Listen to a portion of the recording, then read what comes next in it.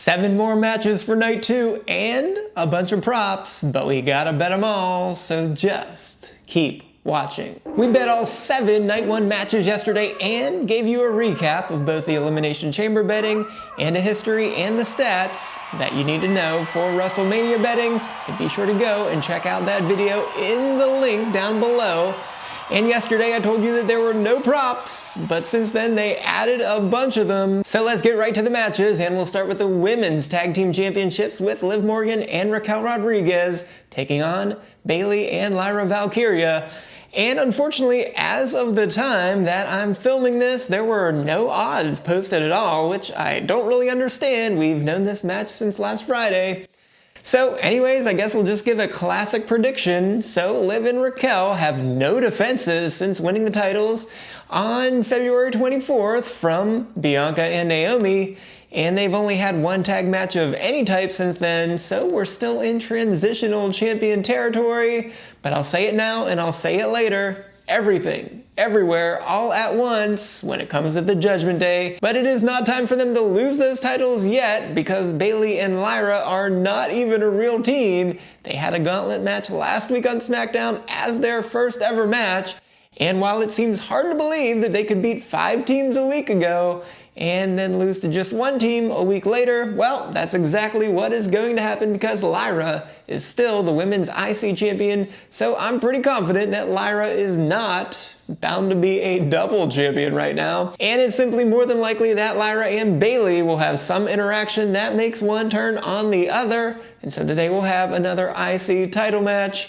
But we had to get them on the card somehow, and while I think it is a bad look to have neither the women's US title or the women's IC titles on the Mania card, well, at least as for now, we'll see what happens here on SmackDown. But nonetheless, even if this one goes to minus 5,000 for Liv and Raquel before the match, I still think it is safe to pick both of them. So Liv and Raquel is our pick to bet and pick to win. In match number 2, we have Logan Paul at minus 135 for 57.45% implied probability, taking on AJ Styles at minus 105 for a 51.22% implied probability. This is simply a match between 2 guys who don't wrestle that much anymore, and yet it could still steal the show, which is pretty weird, right? Anyways, the outcome doesn't really seem to matter here. It's more about these 2 going out and stealing that show. But we can probably expect somebody to be running around in the Prime bottle at some point to try to help Logan Paul win, and maybe that will be good enough, as Paul is 2-1 at Mania, while Styles is 4-3, so no real advantage for either man there. Paul did retain the US title last year, while Styles was last in a WrestleMania at WrestleMania 38, where he lost to Edge, with his last win a year before that with Omos for the tag titles against the New Day. So while Styles is running out of time, as he's 47 and said that he'll retire by 50, it's not quite a factor yet. So while Paul has claimed to now be a full-time wrestler and to being the best wrestler that there is, well, if his vignettes and what he has said on TV is true, it makes sense to take that first step here to propel him forward and up the card. So he needs a legit argument to at least get some chances to go for the titles. So while AJ Styles can lose and still get an IC title shot pretty much whenever he wants, Logan Paul probably needs to have a good reason to get a title shot. And with a likely fresh babyface World Heavyweight Champion, I think it's safe to say that Paul should get a chance at that champion pretty quickly. And quite frankly, that's enough for me here. So Paul needs this win just a little bit more than Styles. So we'll go with Paul as the slight favorite as our pick to bet and pick to win. Up next is our Intercontinental Championship Fatal 4-Way match with Dominic Mysterio as the favorite at minus 250 for 71.43%. Penta, plus 250 for 28.57%, the champion Braun Breaker, plus 300 at 25%, and last, Finn Balor, plus 850 at 10.53%. Well, the book is getting a bit greedy here with a huge rake with an implied probability of 135.53%. This isn't the last time we'll see something like that, though. And I'd say that the underdogs probably should have longer odds than this with that happening. Anyways, again, it's the Judgment Day, so everything, everywhere, all at once, because this has to be it for the Judgment Day, right? We've had so many months of dissension in the ranks, and with Balor getting under the skin of everybody else in the group, this has to be that final breaking point. And yes, they were chummy on Raw this week as they teamed up to take out Breakker backstage and then came out for distraction during the match, but Balor wants this title just a little bit too much, so it simply has to cost him. And that leaves Dom as the right person to pin him to win the title, perhaps turning face for the first time since he was teaming with his dad to have Dom, Liv, and Raquel all as new faces, and well, who knows or really cares about Carlito at this point. But the best thing here is to send Balor over the edge with Dom pinning him after Balor's already turned on him during the match. So let's talk about the other guys, and Penta. This man is on fire and simply doesn't need the title just yet, so just let him keep doing his thing for a bit, and it makes the most sense to me that he wants to get a piece of Chad Gable after he's exposed on Saturday night as being El Grande Americano, so we just need to keep him busy and away from the IC title for a little bit. And that leads us to Braun Breaker, who is the champion, and he has been a dog in the ring as a great champion with 7 successful title defenses in his second reign. And I think this is the classic scenario of getting the belt off of a man to move him on up the card, just like they did with Gunther last year. And in the Fatal 4-Way, he does not have to take the pin. And with his history with Jey Uso over the IC title, I think he would be a perfect first opponent for Jey as the World Heavyweight Champion. So, Doc, I do think you will get some more Findom in your life for a little bit, but instead of as bros, they will be as foes for the foreseeable future, as Dom is your pick to bet and pick to win. Up fourth is Randy Orton, and he does not yet have an opponent, and I'm surprised that we do not have a prop for who his opponent will be. Now, unless it is Stone Cold Steve Austin himself, and I don't think anyone thinks it will be, I would say that you are safe to bet on Orton at any odds, because someone, whether it's Solo Sikoa, Nick Aldis, Aleister Black, or Rusev, they are taking an RKO. So that means Randy will be moving on to Backlash back at home, where he is on the poster and will get a title shot for the undisputed WWE Championship against either his good friend or against his oldest rival. So yeah, I guess we're just going to make a blind pick here, as Randy Orton is our pick to bet and pick to win. Fifth is our Sin City Street Fight with Drew McIntyre as the favorite at -900 for a 90% implied probability, taking on Damian Priest at +500 for 16.67%. Well, there's only one angle we really need to take here, and let's run off this list of wins and losses. Damian Priest beat Drew McIntyre at WrestleMania by cashing in on him. Priest beat McIntyre at Clash at the Castle. Priest beat McIntyre at Money in the Bank, foiling his cash-in. Priest eliminated McIntyre from the Rumble, and Priest eliminated McIntyre from the Elimination Chamber. And Priest even won a tag team match a month ago on SmackDown. So I think it is safe to say that it is finally time for Drew McIntyre to get one win back here in this rivalry. So the only thing I don't like here is that McIntyre got revenge on SmackDown last week for Priest, putting him through that windshield and causing him to need an eye patch. So I hope these two show up on SmackDown tonight so we get a final skirmish with Priest winning that. But regardless, there are just too many losses for McIntyre here, so he needs this one too badly. And if Cody Rhodes does happen to retain, McIntyre would be a great next opponent for him. And if not, the titles could get switched on the draft, so Jey would make a good opponent for him as well to go for that title. Now, the only real reasons for Priest are that McIntyre drew that last blood on SmackDown last week, and he could be an early opponent for Cena on SmackDown if Cena wins. But I have to say I don't see that in the cards, so it is finally McIntyre's time to get his revenge, and McIntyre is our pick to bet and pick to win. In our semi-main event is the Women's World Championship Triple Threat match with Bianca Belair as the favorite at -120 for 54.55% implied probability, followed by Io Sky at +120 for 45.45%, and last, Rhea Ripley at +225 for 30.77%. And I actually think Rhea's odds should have been longer here, because if this were a one-on-one match versus Bianca like it should have been, then you'd at least give Rhea a shot at winning this, but they took the title off of her and there's simply no need to hotshot it right back onto her other than Rhea's sheer popularity, and I can't think of a good reason to do that right now, so it is simply not Rhea's time. But Io Sky is now your champion somehow, and I have to think that the ideal plans here had 3 matches with Liv and Becky also in the mix, and with rumors of Becky signing a new deal and debuting all the way back on the Netflix premiere, or at least somewhere along the way. She certainly had me fooled in my Royal Rumble prediction, but we tend to think here that there was a plan for Rhea as the champ versus either Bianca or Becky, and then there'd be a one-on-one match between 2 of these other 3 women with no title, and then the other with those tag titles. So when I cook it up, I think that Charlotte and Bianca were the plans all along to win the Rumble and the Chamber, respectively. So when Becky didn't show up, we simply lost that one-on-one match and had to find a way to get 4 people into 2 matches instead of 5 into 3. So we simply could not have Liv and Rhea yet again, so Liv had to go the tag route. But for some reason, Io and Dakota is not the way they wanted to go, so we had to get Io into the title picture, and I think they did it pretty darn terribly.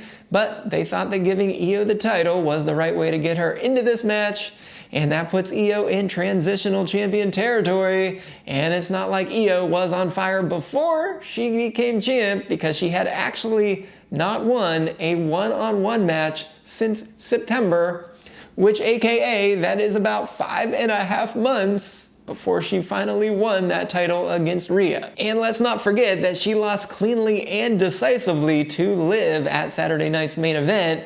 So I guess they thought that being the champion was the only way that she'd have much credibility at this particular moment. So let me be clear, she is a genius in the ring, so no matter what, Io will be fine coming out of this one. So let me talk about Bianca, and she is the small favorite here, and if Charlotte and Bianca were the plan to always be the winner of those 2 big matches, I have a hard time believing that Bianca versus Io was always the plan. So while I think the WWE is able to pivot, I do also think that they want to get to the place where they always thought that they were going to end up, which is a little bit tough to say after last year's build for Cody finishing his story. But the point is that I think the plan all along was for Rhea and Bianca, and they already showed us the card that Rhea is not winning, so that leaves Bianca as the winner. But while she is no Undertaker right now, who went 21-0 before finally losing to Brock Lesnar, but assuming you throw out the women's battle royal that she happened to lose at WrestleMania 34 while she was still in NXT, she is 4-0, which is already the longest winning streak of anyone on the female roster of all time. And it's also the current longest streak of anyone on the current roster. So while we can never expect anyone to challenge the Taker streak, streaks are both fun, and we should give a compelling reason for Bianca to lose that streak, and I don't think losing to Io in a triple threat match is a compelling reason to stop that streak. So I don't think there's anyone that we're really screaming for Io to face post-Mania, except maybe for taking on Rhea again to see if Rhea can beat Io. So sure, Bianca can just go back to SmackDown and reinsert herself into the Jade and Naomi drama, and that would be pretty cool, I have to admit, but it makes just as much, if not more sense, to let that breathe another month or so, and then post-draft, maybe then one of them can challenge her for the title with a nice little interesting twist to the story. So when it comes down to it, no, I won't be surprised if Io wins, because as is, it kind of makes the most sense in the story because she's an afterthought. She keeps getting pushed in the face by both women, and it certainly seems like Bianca and Rhea could get so emotional fighting each other that Io just swoops right on in there and retains the title. So at plus 120, she is a pretty decent value play, but that's not where I'm going, because I think WWE's plans all along have been set for Bianca to win here, which I think will lead to more interesting stories post-Mania, and also to keep that streak alive. So Bianca Belair is our pick to bet and pick to win. And that takes us to our main event for the undisputed WWE Championship, with Cody Rhodes at plus 180 for a 35.71% implied probability, taking on John Cena at minus 270 for a 72.97% implied probability. So for as much as I thought I had to say about that prior match, I don't have nearly as much to say here, because how can Cena turn heel and have this final run only to lose already in this very next match? Is Cody just going to summon The Undertaker and Stone Cold and get himself another win that way? But here we simply had to start the story at the Chamber, and essentially finishing it here with a dud by Cena losing just doesn't make a lot of sense. Because back when I made my 2025 predictions, I had Cena winning number 17 near the end of his run and going on a hero's journey to finally win and then perhaps lose in his last match to pass the torch back to Rhodes. So while that second part may still happen here, we simply need to see Cena cook on top as a heel and not have to do a whole bunch of weird dastardly stuff on the undercard to earn himself another shot, or worse yet, just have him take a loss here immediately and turn back to the light side of the force. And I actually think AAA and the WWE would be showing less faith in Cody Rhodes if he wins here, because that means they'd have to think that he needs to be on top 100% of the time, or else he will fall apart. So no, that is not the case. So let him drop the belt after an entire year reign, and if you want to give it back to him in November or December in a rematch, fine. Perfectly fine. But Triple H already showed us that he can send the fans home upset with Roman Reigns defeating Rhodes at the end of WrestleMania 39. So since they showed us that card, why not do that yet again here? And of course, Cena breaking the record is still a happy note for a lot of fans, regardless of the role he's playing.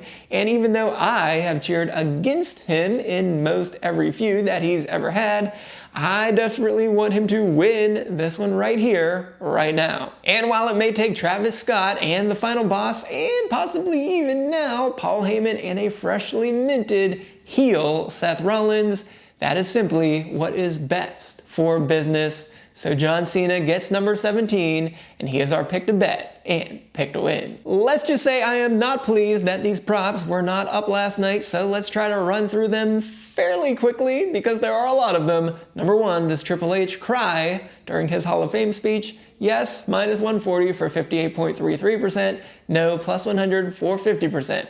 So sometimes the big tough guys have the softest hearts, and we truly don't think that Triple H expected this right now. So yeah, he's going to thank a lot of people and tell a few good stories, and he has so much going on this weekend. This will simply be a cathartic release for him at this particular moment, so something will cause some waterworks, and yes, is the pick to bet. Number two, let's go back to Saturday. So will El Grande Americano get unmasked? Yes is minus 300 for 75%. No, plus 200, 33.33%. And I already said that the perfect ending to a comedy WrestleMania match would be the unmasking of El Grande Americano, so you know that yes is the pick to bet. However, if you are only able to pick once, if you think Ray will win and unmask him, pick Ray as the winner, because that has better odds, and you could win without an unmasking, theoretically. But if you think El Grande Americano will win, take the no here, because him winning means the story continues, and at plus 200, that is way better than minus 130. Next, we have two bets for the men's triple threat match. So at number 3, who takes the pin? CM Punk minus 195 for 66.10%, Seth Rollins plus 175 for 36.36%, and Roman Reigns plus 250 for 28.57%. Well, based on the odds of the match itself, this line is surprising, and I really don't think that Roman Reigns takes a pin here. So if Punk is the favorite, you would think Seth Rollins would take the pin, but if Rollins does win as the second favorite, I would think CM Punk would take the pin, but Roman Reigns does still have a chance to pull this off, so I guess either of them could take the pin, but I would lean towards Rollins taking the pin, since that is who his real feud is with. And indeed, he gave him that chair shot and a stomp to end Monday Night Raw, so it makes more sense that he would want to get it back at him instead of at Punk. And Rollins really could be in play to join The Rock and help out John Cena here, so he may just need a little push to the dark side by losing here, so Rollins is our pick to bet. In the same match, who will Paul Heyman leave with at WrestleMania? So Seth Rollins is the favorite at minus 225 for 69.23%. Punk is at plus 165 for 37.74%, and Roman Reigns plus 200 for 33.33%. So the expected swerve is for Rollins to leave with Heyman, but the odds of the match don't match that. And my pick also doesn't match that. So I actually tend to think that Heyman leaves this match with no one, but that is not an option. So I kind of think that somewhere early in the show on night 2, we see Heyman answer a phone, and it turns out that he's now working with Seth Rollins for the big finish to help Cena.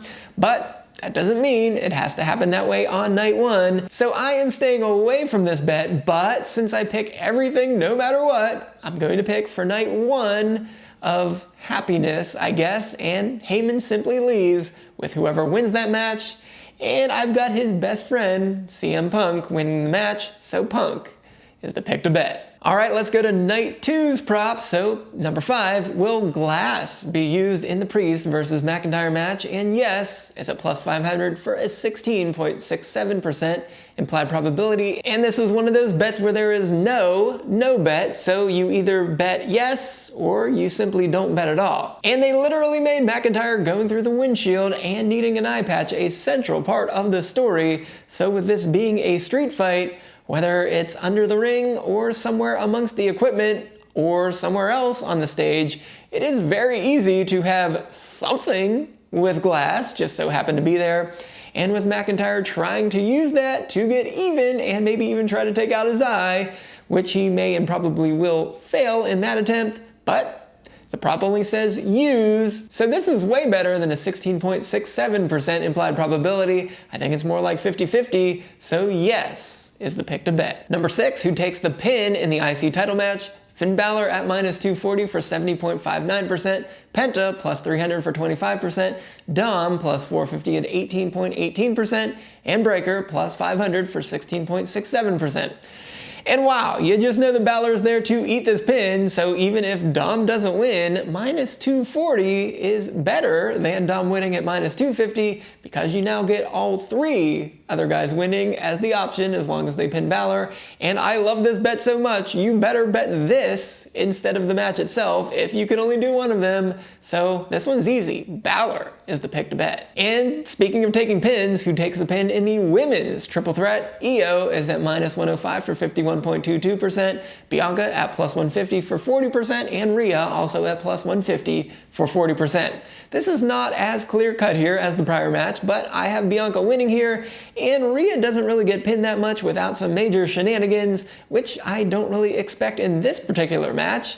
So it would be a tough one for Io, but perhaps that is why she is here in the first place. And I'd again like to say that this is better than picking the match. So if you only have to do one, take Io as the pick to bet. That takes us to the main event. So bet number 8 is, does Rhodes' dog make an appearance during Mania? Very interesting. Yes, minus 170 at 62.96%, and no at plus 130 for 43.48%. The good news is that this can happen at any time. There's no limitation listed on this bet. So this could even happen on night 1 with Rhodes just kind of hanging out. It could happen at the beginning of night 2 when he's walking into the stadium, or he could just be shown hanging out at his RV with the dog. And of course, it could even be with him starting his walk to the ring before the match, which we have seen him do before. And of course, people just flat out love dogs, and so does he. And I am very confident that this is now a different family dog, as the older dog is now just hanging out at home, and this younger dog, it is his first WrestleMania. So I simply think that you have to show this dog. So yes is the pick to bet. And we'll stick with Cody. So does Rhodes bleed during the match? Notice the word during. Okay, so yes is at minus 175 for 63.64%, and no is at plus 130 for 43.48%. So last year on the Raw before Mania, The Rock had that bloody belt, so he was bleeding then, but there was no blood in the title match itself. This year at the Elimination Chamber, The Rock, Travis Scott, and John Cena, of course, turned Rhodes bloody.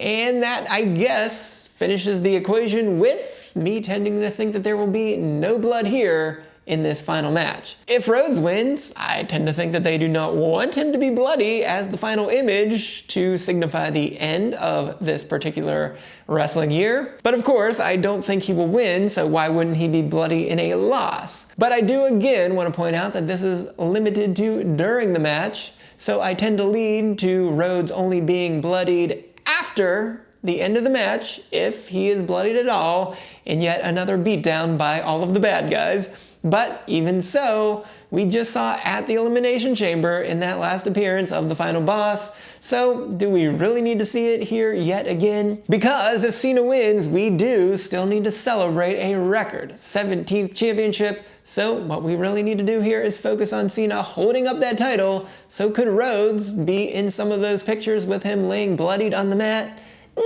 It's possible, but I still think in a photo of Rhodes losing, I tend to think that Cena just towers over him and Rhodes is not bleeding. So I actually don't think there will be a post-match beatdown, and I think Rhodes just leaves the ring during Cena's celebration. So I do love that no is the underdog when no is the default setting for blood in WWE matches, so no is the pick to bet. Bet number 10 may or may not be tied to the main event, so who will Stone Cold stun first? So I will note this said listed only, so if he doesn't stun any of these folks, there would be no bet. So The Rock is the clear favorite at minus 500 for 83.33%.